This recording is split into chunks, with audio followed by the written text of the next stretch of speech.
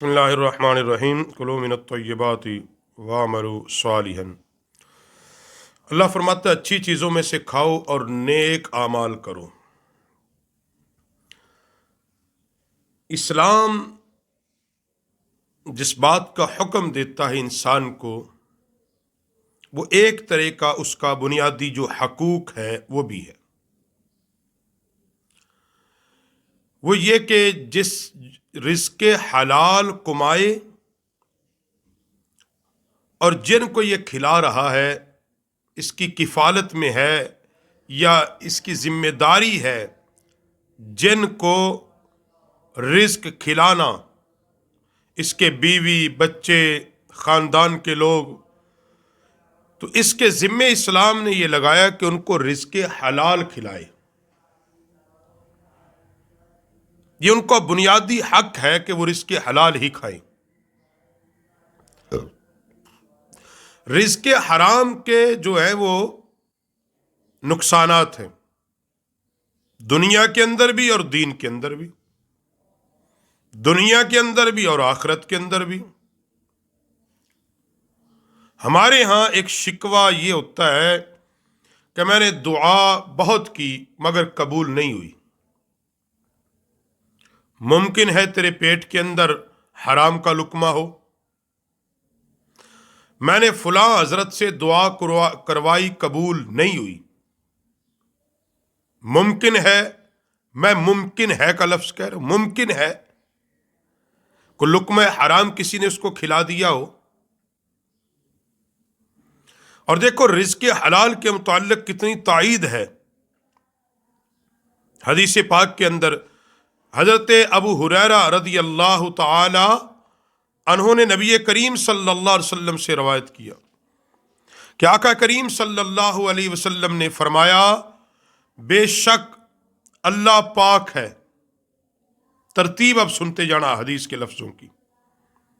हुजूर ने फरमाया बेशक अल्लाह पाक है और वो सिर्फ पाक चीजों को कबूल फरमाता है। यानी जो उसकी राह में भी खर्च की जाए वो पाक चीजें होनी चाहिए, वो रिज़्क़ हलाल होना चाहिए। अल्लाह ने मोमिनों को उसी चीज का हुक्म दिया जिसका हुक्म उसने अपने रसूलों को दिया था। मोमिनों को, मुसलमानों को, ईमान वालों को उस चीज का हुक्म दिया जो हुक्म उसने अपने रसूलों को दिया था, यानी पाकीज़ा रिज़्क़ खाओ। ऐ रसूलो पाक चीजों में से खाओ और नेक अमल करो। और अल्लाह ताला ने फरमाया ए ईमान वालो उन पाक चीजों में से खाओ जो हमने तुम्हें रिज़्क़ दिया है। फिर आप अलैहिस्सलाम ने उस आदमी का तज़किरा किया। अब यहां तक बात यह थी कि अल्लाह हुक्म दे रहा है, हुजूर फरमा रहे हैं कि अल्लाह ने तुम्हें जो खाने का हुक्म दिया यही हुक्म अल्लाह ने अपने रसूलों को दिया था। और कुरान में कहा या अय्युहल्लज़ीना आमनू कुलू हलालम, फरमाया वो खाओ जो पाक है, जो तैयब है, पाकीज़ा खाओ। और फिर आका अलैहिस्सलाम ने उस आदमी का तज़किरा फरमाया जो लंबा सफर करता है, बिखरे हुए गुबार आलूदा बालों वाला, अपने हाथ आसमान की तरफ बढ़ाता है और कहता है ऐ मेरे रब, हालांकि इसका खाना हराम, इसका पीना हराम, इसका लिबास हराम और वो हराम से पला है, फिर इसकी दुआ कैसे कबूल हो सकती है। क्योंकि मुसाफिर के लिए एक हदीस में आता है कि मुसाफिर हालत सफर में जो दुआ मांगता है अल्लाह कबूल फरमाता है। मगर या नबी अलैहिस्सलाम ने खुद उस बंदे का तज़किरा किया जो लंबा सफर करके आया, हाथ फैलाए हुए थे, यार अब दुआ मांग रहा था अल्लाह के हुजूर खड़ा होके। तो नबी अलैहिस्सलाम ने फरमाया कि उसकी दुआ क्यों नहीं कबूल हुई कि जो उसने पहना हुआ लिबास था वो भी हराम था, जो पीता था वो भी हराम था, जो खाता था वो भी हराम था, उसका पूरे का पूरा जिस्म जो पला बड़ा, उसका गोश्त जो बना वो हराम चीजों से बना था, حرام مال کھا کے بنا تھا. تو حضور نے فرمایا پھر رب اس کی کیسے دعا قبول کرتا؟ یعنی دعا کی قبولیت شرط ہے رزق حلال، کہ آپ رزق حلال کھائیں، رزق حلال اپنے پیٹ میں ڈالیں. حضرت نعمان بن بشیر رضی اللہ تعالی نبی کریم علیہ الصلوۃ والسلام سے روایت کیا، فرمایا حلال بھی واضح حرام بھی واضح، ان دونوں کے درمیان مشکوک چیزیں ہیں، شک والی ہیں، جنہیں بہت سے لوگ نہیں جانتے. اور آقا علیہ السلام نے فرمایا جو شخص مشکوک چیزوں سے بچ گیا اس نے اپنے دین اور اپنی عزت کو بچا لیا.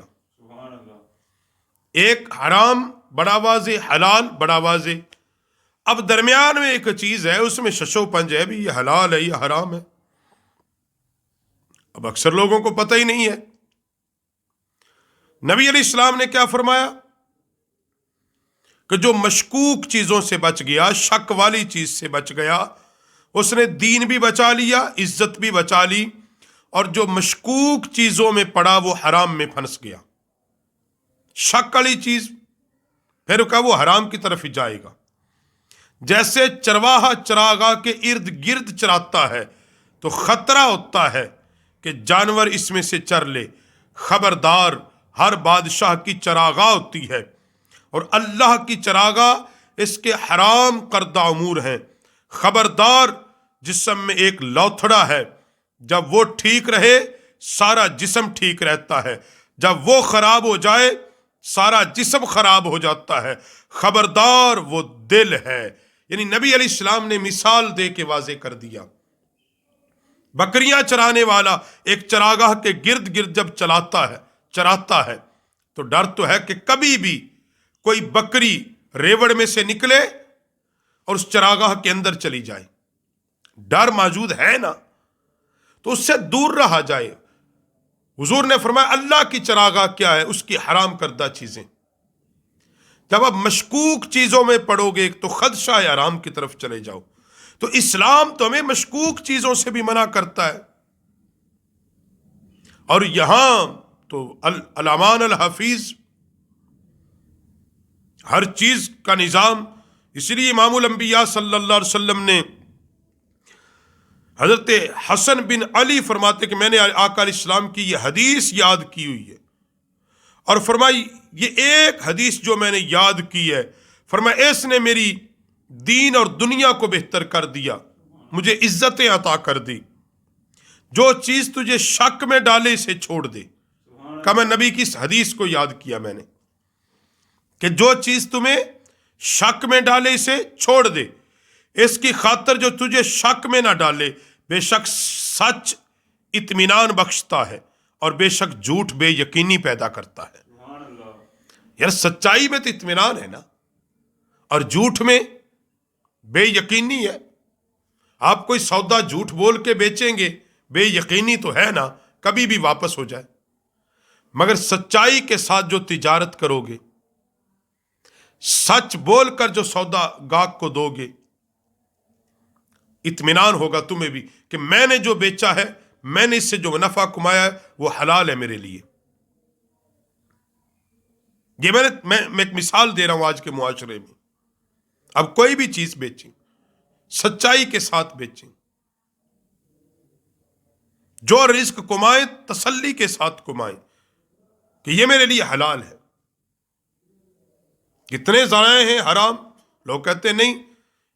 میں ایک چھوٹی سی مثال دیتا ہوں. ایک سرکاری ملازم ہے، وہ گورنمنٹ سے تنخواہ لیتا ہے، ڈیوٹی اس کی کتنی 8 گھنٹے، ہفتے میں ایک چھٹی اس کے لیے اعلان ہے. اب وہ 8 گھنٹے ڈیوٹی نہیں کرتا، جاتا ہے 2-3 گھنٹے اور پھر جناب وہ نظر انداز کیا اور لوگ چھپ کے آ گیا، یا جاتا ہی نہیں ہے، گھر بیٹھے تنخواہ لے رہا ہے اور ایسے ہی بس اس کو دے اور اس کو دے، جھوٹ موٹ کی حاضری لگ رہی ہے. اب یہ جو وہ تنخواہ اپنے بیوی بچوں کو کھلا رہا ہے، کیا یہ اس کے لیے حلال تھی؟ نہیں، یہ حرام کمایا اس نے. اس نے اپنے کام کے اندر بے ایمانی کی، اپنی ڈیوٹی پوری نہیں کی، کیونکہ وہ پیسے کام کرنے کے لیے رہا تھا۔ ایک مزدور 8 گھنٹے کام کرنا ہے، محنت سے کرنا ہے، مگر اس کے درمیان وہ آدھا پونا گھنٹہ مرضی کرتا ہے، نہیں میں کرتا۔ بھائی حلال تو یہ تھا کہ جب مزدوری پکڑ رہا ہے کہ میں نے آدھا گھنٹہ آج کام نہیں کی، یہ رکھ لو میری، میں نہیں لوں گا، میرے لیے نہیں حلال، میں اتنی لوں گا جتنا میں نے کام کیا ہے۔ اب زیادہ لے گا تو اسی طرح ایک آدمی نے کسی مزدور کو لگایا 8 گھنٹے ڈیوٹی، کام 10 گھنٹے لیا، 12 گھنٹے لیا، اور پیسے اس کو کتنے دی 8 گھنٹے کے، وہ بیچارہ کہتا ہے میں نے 10 گھنٹے کام کیا ہے، وہ 2 گھنٹے کے پیسے جو اس نے دبائے ہیں، اور وہ پیسے وہ لے جا کے کن کو کھلا رہا ہے؟ اپنے گھر میں خود کھا رہا ہے۔ کیا اس کے لیے حلال تھے؟ نہیں، حرام تھے، حرام تھے۔ اس لیے رزق حلال کھاؤ، رزق حلال کھلاؤ، انشاءاللہ اولاد بھی نیک ہوگی، اللہ تمہیں بھی اطمینان بخش دے گا۔